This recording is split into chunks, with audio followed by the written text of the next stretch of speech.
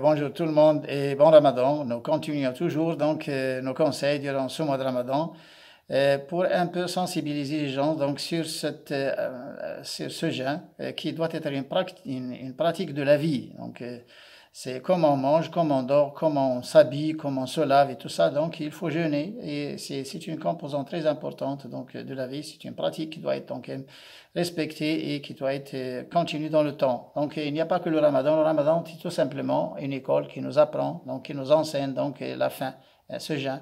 Et les non-musulmans, surtout les non-musulmans, je les invite à tester ce jeûne. S'ils n'aiment pas le jeûne, s'ils ne veulent pas jeûner, qu'ils ne mangent pas, c'est tout. Durant une période bien déterminée, ils peuvent boire de l'eau, 14 heures, 16 heures, qu'ils arrêtent de manger et pour équilibrer la physiologie du corps. Parce que sans le jeûne, on ne peut pas connaître la quantité d'énergie que le corps a pris, on ne peut pas connaître les stocks de l'eau du corps. On ne peut pas, il n'y a aucun moyen, il n'y a ni labo, ni appareil, ni rien, ni analyse, ni rien qui permet de vous dire que vous êtes sur l'équilibre absolu de votre physiologie ou de énergétique, l'équilibre surtout énergétique de votre corps.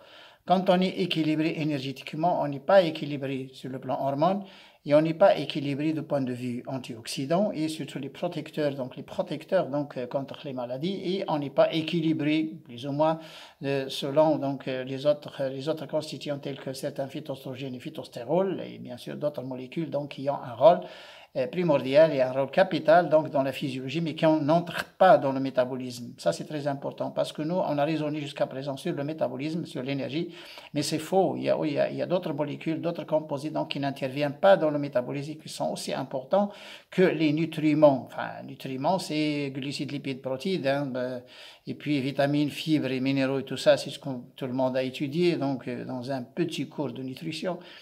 Mais on va aujourd'hui étayer quelque chose de très important, c'est que ce jeûne, si normalement on devait jeûner 8 jours par mois, qui est recommandé par l'islam, c'est 8 jours par mois, c'est 2 jours par semaine.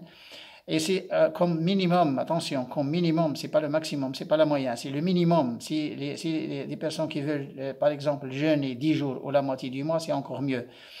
Et il faut penser, il faut songer à jeûner, il faut penser à ça, parce que les gens, ils ne pensent même pas.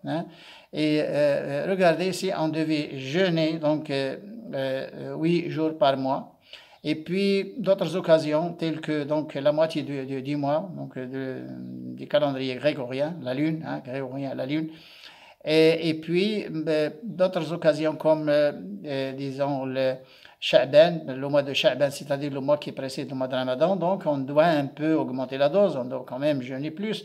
Et puis le mois de Shawwal, vous avez déjà 6 jours immédiatement après le mois de Ramadan, et puis le lundi et le jeudi, donc vous allez comptabiliser quelques 10 jours, le mois de Shawwal. Et ça peut emmener à quelques 3 à 4 mois par an de jeûne. Et normalement, si on peut tendre vers la moitié de l'année, si on peut tendre vers 5 mois, donc c'est idéal, donc on n'aura pas de maladie.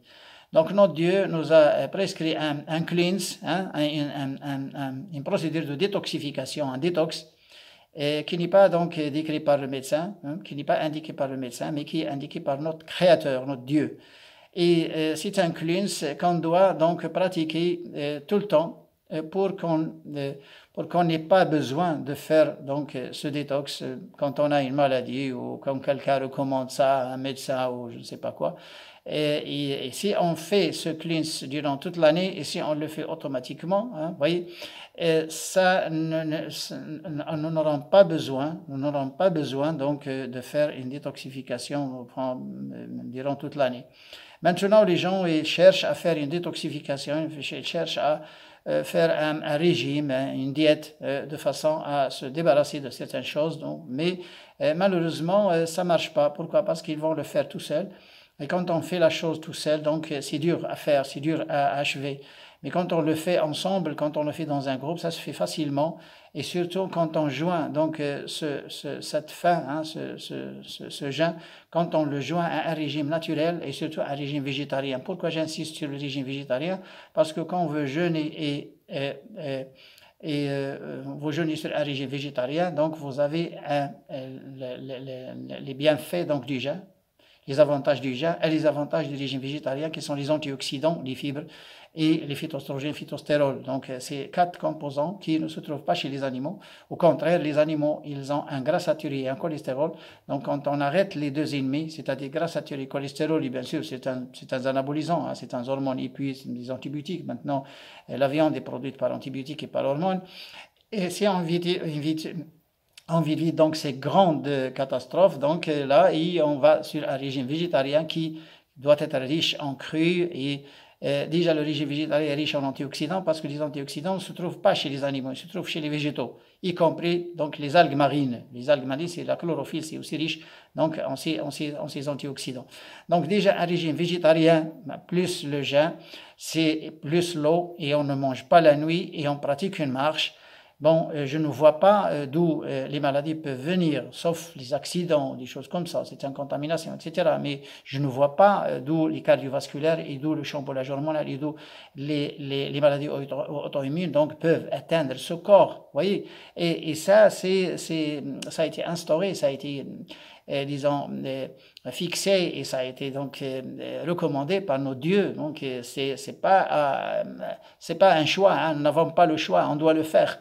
Là, notre Dieu nous oblige à faire un mois de Ramadan qui est obligatoire, donc c'est mandataire, il n'y a pas Et puis, nous avons le choix, pour voir notre Dieu nous encourage à jeûner dans les autres mois, qu'on appelle Sunnah, donc notre prophète, sallallahu alayhi wa sallam, donc, a complété donc, ce grand cleanse donc, qui comprend le mois de Ramadan, et puis il l'a complété par les autres mois, 8 jours par mois, et je ne pense pas que les personnes qui jeûnent au-delà de 3 mois par an, qu'ils aient des problèmes, qu'ils aient une hypertension, et surtout quand ils jeûnent comme il faut, quand ils jeûnent le jour, là, si la personne veut jeûner, là, il faut qu'il ne mange pas le soir, il ne faut pas qu'il ne mange des produits industriels et des produits d'origine animale. Quand il jeûne, il faut qu'il mange uniquement les végétaux, uniquement les produits d'origine, donc les aliments d'origine végétale.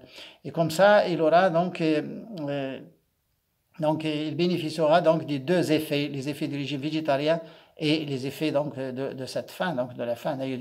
On a déjà parlé donc de l'autophagie, donc et déjà le végétarisme il favorise l'autophagie et puis la faim, donc le jeûne il favorise cette autophagie, donc le corps il ne peut pas stocker, il ne peut pas donc rassembler ou cumuler donc des choses dangereuses et des choses toxiques qui vont continuer à alimenter ce corps et à l'intoxiquer donc tout le temps, voyez.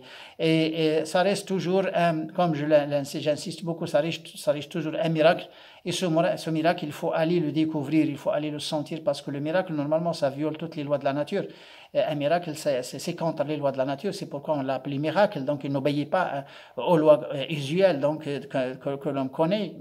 Et ça, c'est très important. Donc, déjà, un miracle devant vous, donc vous devez découvrir. Et toutes les personnes, donc, cette année, il y a même des non-musulmans qui ont pratiqué ce ramadan, qui ont jeûné. Ils ont déjà senti des choses, ils ont déjà découvert des choses extraordinaires.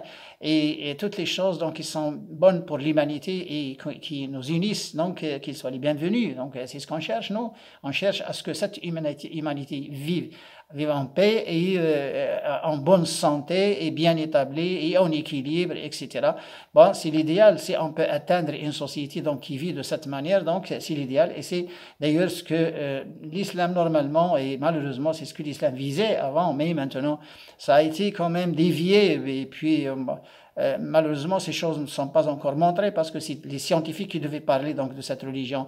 Mais les scientifiques n'ont pas parlé de ça parce que l'aspect scientifique dans le Coran, il est déterminant, il est grand parce que déjà le Coran mecquি, qui était révélé à la Mecque, donc c'est un Coran scientifique, c'est un Coran donc des sciences de la matière.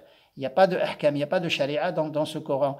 Et le Coran, d'ailleurs, des lois et des trucs comme ça, c'est dans la Médine. Donc, c'est après 13 ans et 14 ans. Donc, une 13 années de Coran, mais qui tout, c'est la science, c'est la science de la matière, hein, c'est la création donc, des montagnes, c'est les océans, c'est l'eau, c'est les pluies, etc., c'est la végétation, c'est la formation du fœtus. C'est la science. En tout cas, c'est tous les types de sciences qui ont été révélées d'abord dans la première partie, donc dans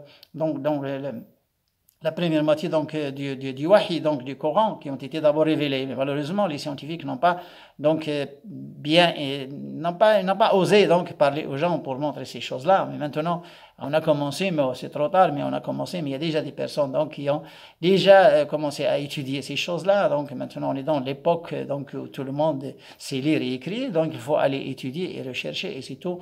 Donc à un autre épisode, Inch'Allah. Salam alaikum.